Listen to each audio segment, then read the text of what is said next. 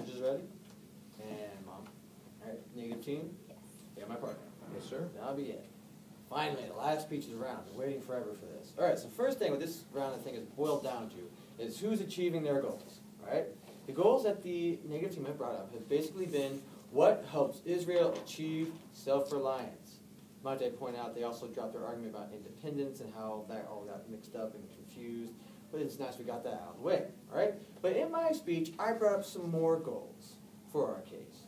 Wisdom, maturity, responsibility, stewardship, intelligence, self-reliance, and being best buds with Israel. Alright? We must look at this round about who achieves these goals. The goals of basically who's being smart, who's being wise, who's assuming the responsibility that they deserve, and who's being the best friends, if you will, the best allies. Alright?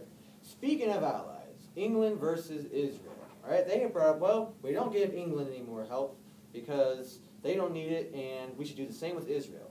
And as we brought up in cross-examination, as my partner brought up in his last speech, England isn't exactly surrounded by hostile countries officially saying they want to blow up England, as far as I know. All right? Israel, however, has 2 or 3 countries who have openly stated to the world that Israel is at some point or another going down the hole. All right? As far as I know, these situations are not comparable. Israel is in just a teeny-weeny bit more danger than England is. All right? I'm just letting you know I'm going to be skipping around a lot because my flow's all messed up and things like that. So try to keep up with me if you can. The arguments they have brought up about the FMF program, the evidence they have brought up saying the FMF program hurts the Israeli economy, and we said, well, your evidence doesn't have anything to do with FMF. Their evidence, I'll just say 3 or 4 pieces of evidence, states military aid. All right? And we came up and said that FMF is a very small part of the military aid program that we give to Israel.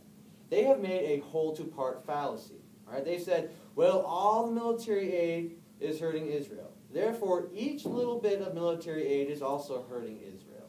All right?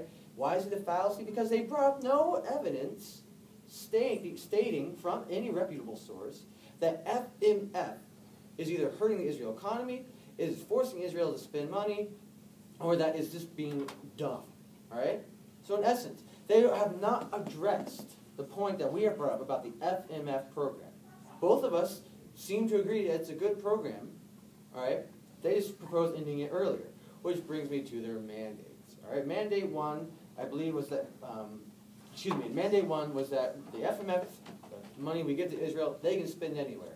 Once again, now not only are we losing $828 million every year with the status quo, if we were to implement that mandate, we'd be losing all of it. Problem number 1. That's not wise, that's not responsible, and that is certainly not being best buds. All right? Especially with the citizens of America. All right?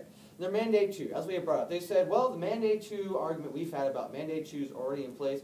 That doesn't matter. Problem is, the mandate has to change something. Our argument with the mandate 2 is not saying, well, since mandate 2 doesn't apply, the rest of our arguments don't apply, because I'm addressing those other arguments. But we are saying, when considering mandate 2, it's not a change in anything, and therefore is not a part of this round. That's the point we're bringing up. So when we look at mandate 1, the only argument that still stands, that costs the United States $3.1 billion every year between now and 2018. As far as I know, that's not a very good mandate for either the United States or for Israel.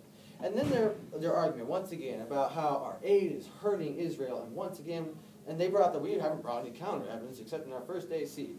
The reason why we haven't brought up counter evidence is because all their evidence deals with something else. We're not countering economic aid. We're not countering the entire military aid. So we're not worrying about that in our round. Our case, has to do with FMF, which none of their evidence has spoken directly about. The only evidence they brought up is a whole-to-part fallacy, saying that all of aid must be harming, therefore each little piece is harming as well, which is simply not true. FMF is a small part of military aid, and it is helping Israel.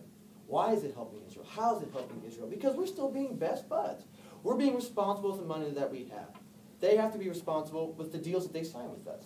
We are stewards of the money we have. They are intelligent with their spending. They get the self-reliance that they have asked for many years now. All right? Both teams agree that is a good thing, self-reliance for Israel. Okay, that's one of the goals of our case.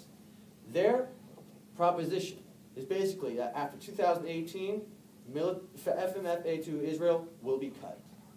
I'd like to leave you with this. Israel has been in the United States. All right. I'd like to leave you with this. Israel is our friend. We are to be smart. They are to be smart. We must both be wise. We must both be mature. We must both be best of bud.